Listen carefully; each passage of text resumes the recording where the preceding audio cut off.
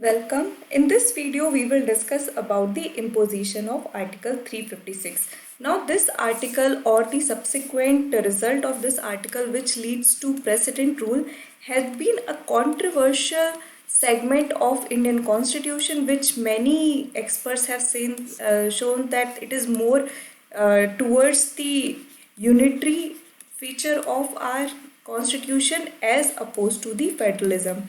So again, in this particular video we will discuss about the present context and we will also discuss about the constitutional provision. From the examination point of view, the context is more just so you could understand what is what or you could like relate, but the important thing for you to understand is actually the constitutional provision. So we will go through the context just so you are able to connect the dot in a better way, but that is not should be a focus. Now let's move forward and try to understand. So West Bengal Governor Jagdeep Dhankar recently made serious allegation about the law and order situation in the state. So that is why this particular thing was in news, that in West Bengal the law and order condition is not very good as allegated by the governor over there. The remarks prompted speculation about imposition of Article 356 in the state, where assembly polls are scheduled next year. Now this is more of a political news from the UPSC point of view, so you could have the context, but the idea should be more focused about. So if you ever if you're reading this news in your newspaper, what is that you have to get from it is to go back to your Lakshmikant, understand what precedent rule is, what Article 356 is, and that is your homework. Go ahead and learn about Article 365 as well. That is also in association with the state emergency only. So go ahead and try and check out these things. In this video, we will briefly discuss about the constitutional provision associated with it. But before we move that, just the challenge which has been mentioned and why the governor put such kind of serious allegation, let's just quickly see that. So basically the political killing, targeted killings and violence are cause of great concern. Greater challenge to democracy in the state is that the police and administration, those in the premier services, IAS and IPS are politicized. So this is something which has been put forward by the governor, that these are the challenges and these are the grounds on which he was saying that the law and order situation in the state has really crumbled down. Some of them are working as full-time political worker, as political foot soldier, totally abandoning their role. So this is actually quite a role, like you are preparing for the examination where you will end up being an IAS or IPS officer.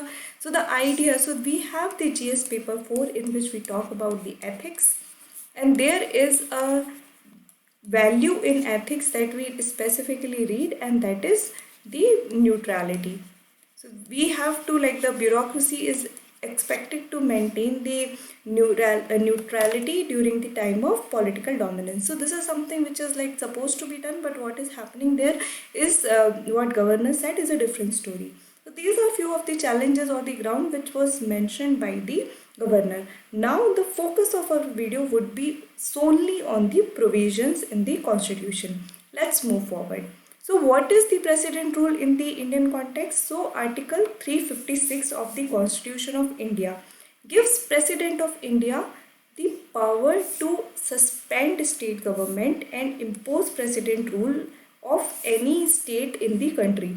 Now this is such an overwhelming or such a super power which is provided to the president, that he could go ahead and suspend the state government, the elected state government, and impose a precedent rule in any state of the country. So this is something which is like a major power, but there is a condition imposed there. So until unless this condition is met, the precedent rule should not be applied.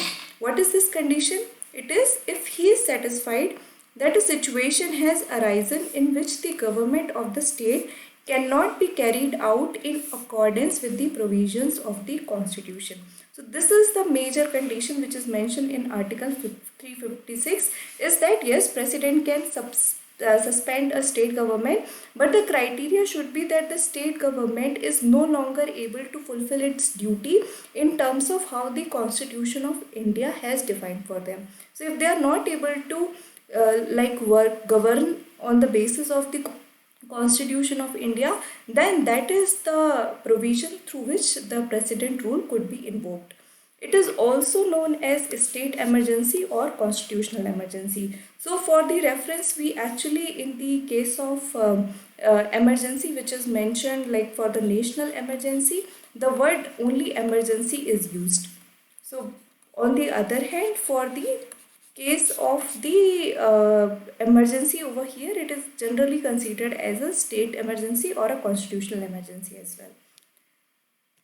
Now, what are the other constitutional provisions? So, what happened when the president rule is imposed? So, it would lead to the suspension of council of ministers. So, basically, in a state assembly, there is a council of minister headed by the chief minister. So, that particular institution is dissolved once the president rule is imposed.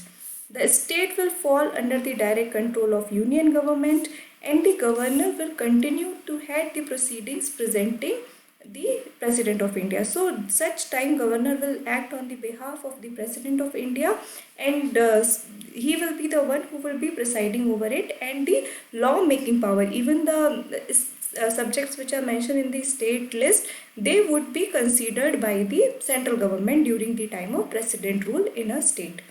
A proclamation imposing president rule must be approved by both of the houses of parliament within 2 months from the date of its issue. So, for an example, the president rule proclamation came into being on like 1st of November.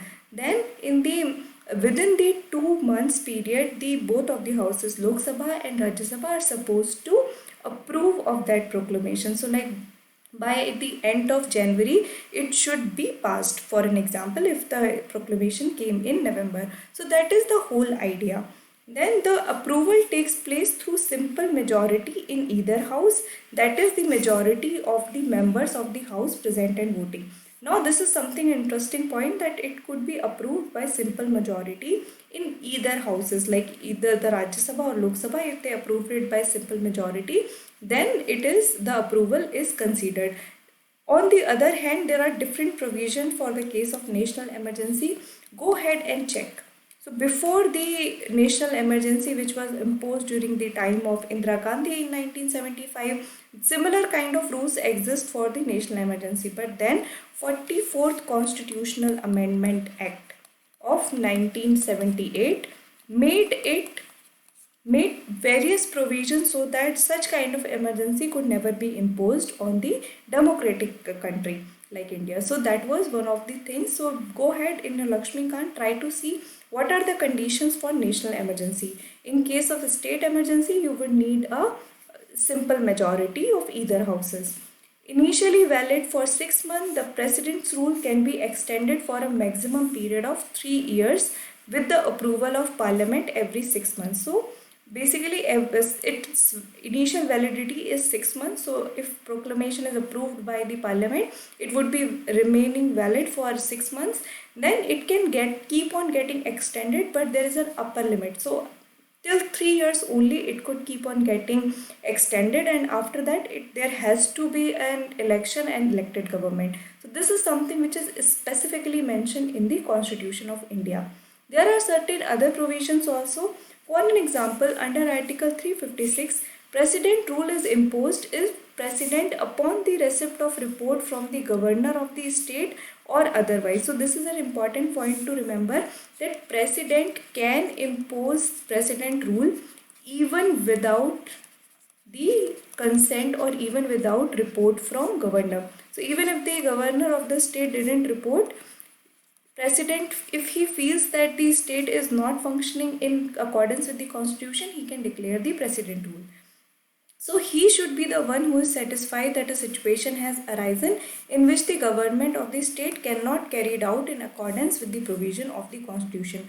So his satisfaction is what is the main point over here.